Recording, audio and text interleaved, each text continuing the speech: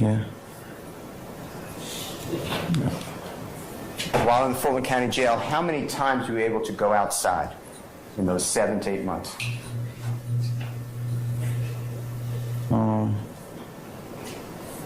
So the gym got windows, but you don't go outside though. I couldn't hear you. You don't go outside.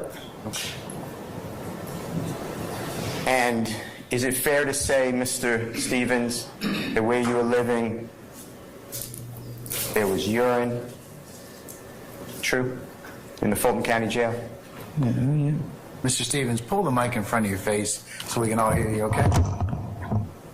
Speak in the microphone. Yes. There was feces. There was people's bowel movements. Yeah, from the toilet, yeah.